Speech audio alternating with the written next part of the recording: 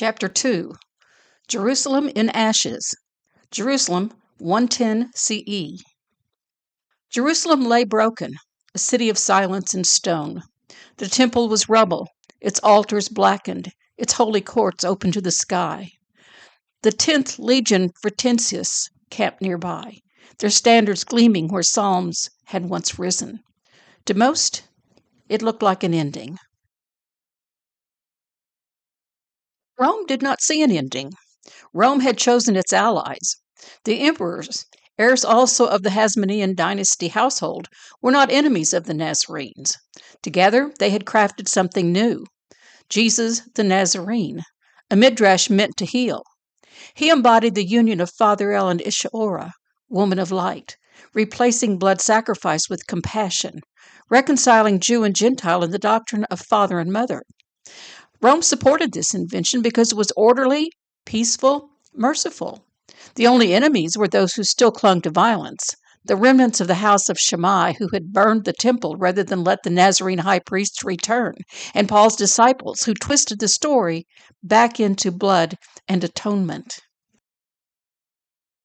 Roman directive imagined. The zealots of Shammai brought ruin upon Zion. They barred the gates of the temple and chose fire over mercy. But the Nazarenes, who proclaim father and mother, are our allies, not Zeus and Hera, but Yazus, his sister wife, and their mother.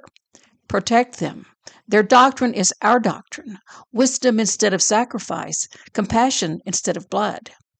The Nazarenes had no reason to fear Rome.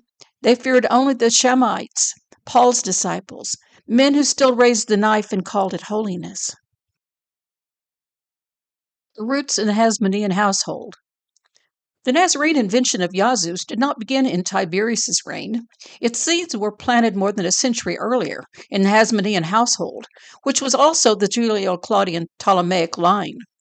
Queen Salome Alexandra and her brother Simeon ben Shattach understood that Yahwism's cult of sacrifice could not endure.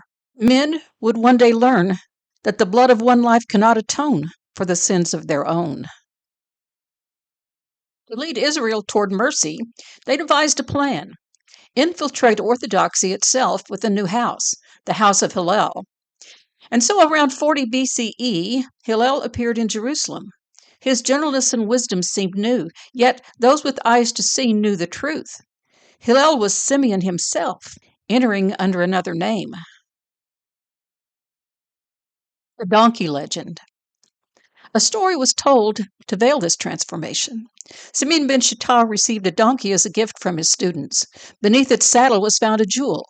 Simeon returned the gem to the merchant, insisting it was not his to keep. The merchant, astounded by such integrity, exclaimed, "Praise the God of Simeon ben Shattach." In Hebrew, the word HLLL, Hala El Ella, praise God and Goddess, can also be read Hillel. Thus, his cry became revelation. Hillel is Simeon ben Shattach.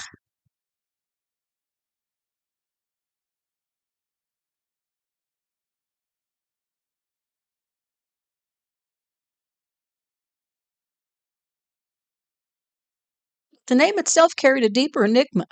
Shattach could be broken as Ish et Or, woman, the light. This was none other than Ishtar, the great goddess of the East, whom the Romans knew as Venus. To call him son of Shattach was therefore to call him son of Ishtar, son of Venus, the same divine ancestress claimed by Julius Caesar. Here, in a single name, the Hasmonean brother of the queen and the Julian line were bound together. The Nazarene doctrine of father and mother was no accident. It was inscribed in the very enigmas of their names. The wisdom text.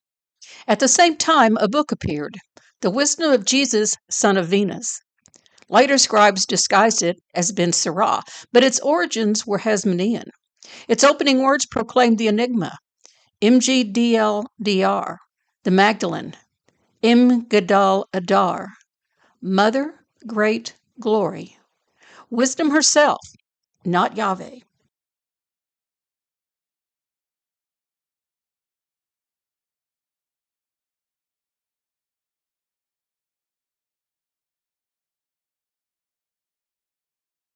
This was the decisive turn. Wisdom, the feminine source of light and mercy, stood in opposition to Yahweh's retribution. Placed beside Micah, the design becomes unmistakable. Micah foretells that daughter Jerusalem, the Virgin Mother, Bethlehem, will bring forth the ruler. Wisdom declares that salvation flows not from Yahweh, but from wisdom herself, the Mother great and glorious, the woman of light.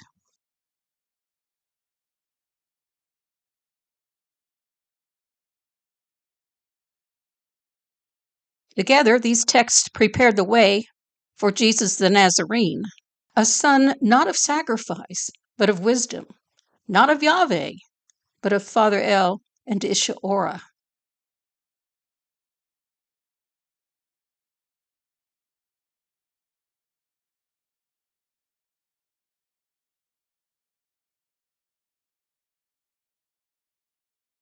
A decade by decade memory. 40s BCE, the donkey legend is born. Simeon Hillel enters Jerusalem under Hasmonean cover. 30s BCE to 66 CE. Wisdom of Jesus, son of Venus, spreads quietly.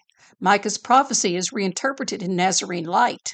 Marcus's midrash, tying Micah's prophecies to the triumph of Joseph at the court of the Pharaoh, is performed annually on the streets of Jerusalem until 66 CE. 70 CE, the Shemites destroyed the temple rather than yield to mercy. Rome preserves the Nazarene line.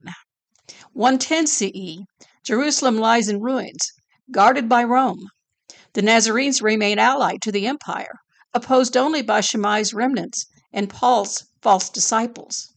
130 CE, Hadrian's rebuilding and the Bar Kokhba's revolt will write a harsher chapter, but the Nazarene seed has already taken root across the empire. Reflection.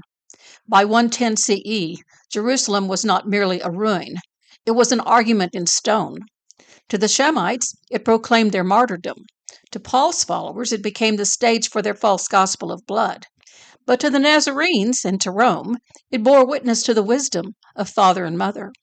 From the donkey's jewel to the enigma of MGDLDR, from Micah's daughter Jerusalem to the Nazarene himself, the message was clear.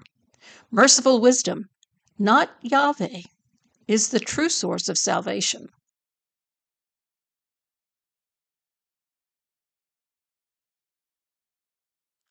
The invention of Jesus the Nazarene was the unveiling of a plan first hidden beneath a donkey's saddle when Julius Caesar, Simeon ben Shattach, Hillel the Elder, entered Jerusalem to begin the transformation.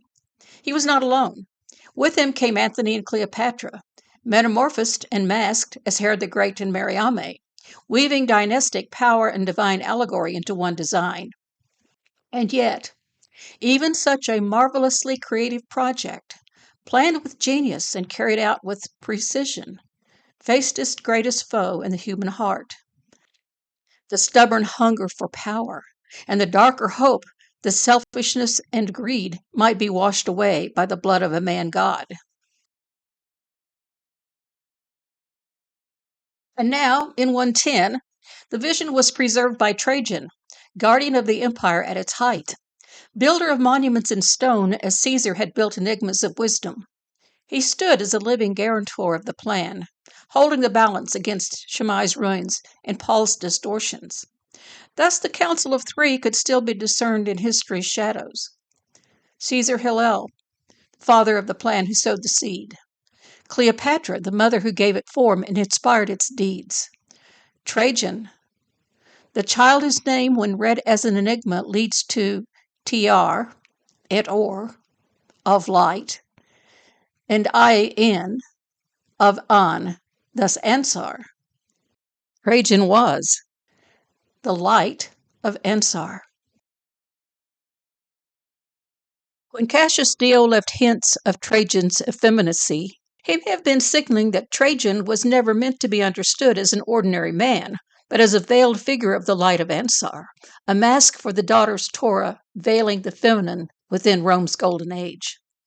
Together, they bear witness that wisdom, not blood, was the true salvation, and that the Nazarene project, conceived in mercy, sustained by dynastic metamorphosis and protected by empire, could not be erased even when Jerusalem lay in ashes. Imperator Caesar Nerva Trajanus Augustus, father of the fatherland, to the governors of Judea and the east. The ruin of Jerusalem stands as testimony. It was not the doing of the merciful, but of the zealots who rejected peace and lit the fire of their own destruction. Know that we make distinction between the house of Shammai, who cling to blood and sacrifice, and the house of wisdom, who proclaim father and mother. Let the latter live without fear, for their way is Rome's way, order, compassion, and the harmony of opposites. Those who follow Paul's deceit, preaching salvation through the blood of a man, are not to be trusted, for Rome does not forgive crimes by sacrifice, but by justice, mercy, and law. Guard well the Nazarene line.